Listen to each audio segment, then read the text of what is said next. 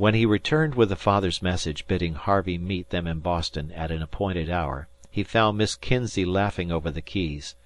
Then Milsom laughed too, for the frantic clicks from Los Angeles ran: "We want to know why. General uneasiness developed and spreading." 10 minutes later Chicago appealed to Miss Kinsey in these words: "If crime of century is maturing, please warn friends in time. We are all getting to cover here." This was capped by a message from Topeka, and wherein Topeka was concerned even Milsom could not guess. "Don't shoot, Colonel. We'll come down." Cheyne smiled grimly at the consternation of his enemies when the telegrams were laid before him. "They think we're on the war path. Tell 'em we don't feel like fighting just now, Milsom. Tell 'em what we're going for. I guess you and Miss Kinsey had better come along, though it isn't likely I shall do any business on the road. Tell 'em the truth. For once." So the truth was told. Miss Kinsey clicked in the sentiment while the secretary added the memorable quotation, "Let us have peace." And in board rooms 2,000 miles away the representatives of $63 million worth of variously manipulated railroad interests breathed more freely. Cheyne was flying to meet the only son so miraculously restored to him. The bear was seeking his cub, not the bulls. Hard men who had their knives drawn to fight for their financial lives put away the weapons and wished him Godspeed, while half a dozen panic-smitten tin-pot roads perked up their heads and spoke of the wonderful things they would have done had not Cheyne buried the hatchet. It was a busy week-end among the wires, for, now that their anxiety was removed, men and cities hastened to accommodate. Los Angeles called to San Diego and Barstow, that the Southern California engineers might know and be ready in their lonely roundhouses. Barstow passed the word to the Atlantic and Pacific. The Albuquerque flung it the whole length of the Atchison, Topeka, and Santa Fe management, even into Chicago.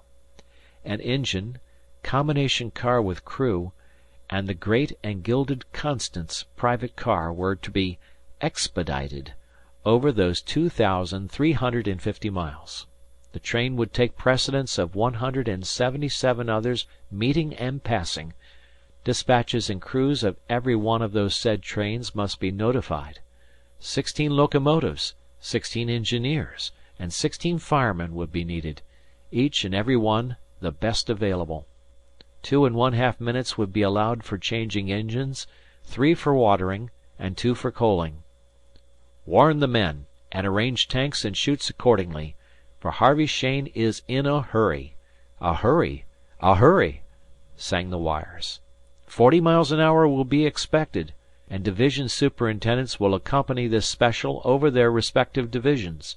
From San Diego to 16th Street, Chicago, let the magic carpet be laid down. Hurry, oh, hurry. "It will be hot," said Cheyne, as they rolled out of San Diego in the dawn of Sunday. "We're going to hurry, Mama, just as fast as ever we can. But I really don't think there's any good of your putting on your bonnet and gloves yet. You'd much better lie down and take your medicine. I'd play you a game of dominoes, but it's Sunday." "I'll be good. Oh, I will be good. Only taking off my bonnet makes me feel as if we'd never get there." "Try to sleep a little, Mama, and we'll be in Chicago before you know." "But it's Boston, Father. Tell them to hurry." The 6-foot drivers were hammering their way to San Bernardino and the Mojave wastes, but this was no grade for speed. That would come later. The heat of the desert followed the heat of the hills as they turned east to the Needles and the Colorado River. The car cracked in the utter drought and glare, and they put crushed ice to Mrs. Cheyne's neck, and toiled up the long, long grades, past Ash Fork, towards Flagstaff, where the forests and quarries are, under the dry, remote skies. The needle of the speed indicator flicked and wagged to and fro, the cinders rattled on the roof, and a whirl of dust sucked after the whirring wheels. The crew of the combination sat on their bunks, panting in their shirt-sleeves, and Cheyne found himself among them shouting old, old stories of the railroad that every trainman knows, above the roar of the car. He told them about his son, and how the sea had given up its dead, and they nodded and spat and rejoiced with him, asked after her back there, and whether she could stand it if the engineer "let her out a piece," and Cheyne thought she could. Accordingly the great fire horse was "let out" from Flagstaff to Winslow, till a division superintendent protested. But Mrs. Cheyne, in the boudoir stateroom, where the French maid, sallow white with fear, clung to the silver door handle, only moaned a little and begged her husband to bid them hurry. And so they dropped the dry sands and moonstruck rocks of Arizona behind them, and grilled on till the crash of the couplings and the wheeze of the brake hose told them they were at Coolidge by the Continental Divide. 3 bold and experienced men, cool, confident, and dry when they began, white, quivering, and wet when they finished their trick at those terrible wheels, swung her over the great lift from Albuquerque to Glorietta and beyond Springer, up and up to the Raton tunnel on the state line, whence they dropped rocking into La Junta, had sight of the Arkansas, and tore down the long slope to Dodge City, where Cheyne took comfort once again from setting his watch an hour ahead. There was very little talk in the car. The secretary and typewriter sat together on the stamped Spanish leather cushions by the plate glass observation window at the rear end, watching the surge and ripple of the ties crowded back behind them, and, it is believed, making notes of the scenery. Cheyne moved nervously between his own extravagant gorgeousness and the naked necessity of the combination, an unlit cigar in his teeth, till the pitying crews forgot that he was their tribal enemy, and did their best to entertain him. At night the bunched electrics lit up that distressful palace of all the luxuries, and they fared sumptuously, swinging on through the emptiness of abject desolation. Now they heard the swish of a water tank, and the guttural voice of a Chinaman, the clink clink of hammers that tested the Krupp steel wheels, and the oath of a tramp chased off the rear platform. Now the solid crash of coal shot into the tender, and now a beating back of noises as they flew past a waiting train. Now they looked out into great abysses, a trestle purring beneath their tread, or up to rocks that barred out half the stars. Now scaur and ravine changed and rolled back to jagged mountains on the horizon's edge, and now broke into hills lower and lower, till at last came the true plains.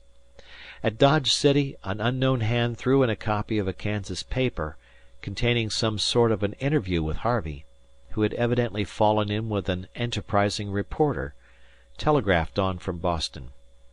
The joyful journalese revealed that it was beyond question their boy, and it soothed Mrs. Cheyne for a while. Her one word, "Hurry," was conveyed by the crews to the engineers at Nickerson, Topeka, and Marceline, where the grades are easy, and they brushed the continent behind them. Towns and villages were close together now, and a man could feel here that he moved among people.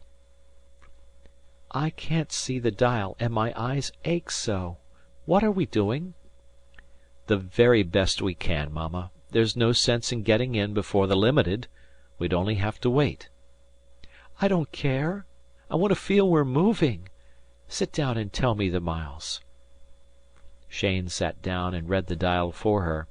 There were some miles which stand for records to this day. But the 70-foot car never changed its long, steamer-like roll, moving through the heat with the hum of a giant bee. Yet the speed was not enough for Mrs. Cheyne, and the heat, the remorseless August heat, was making her giddy. The clock hands would not move, and when, oh when, would they be in Chicago?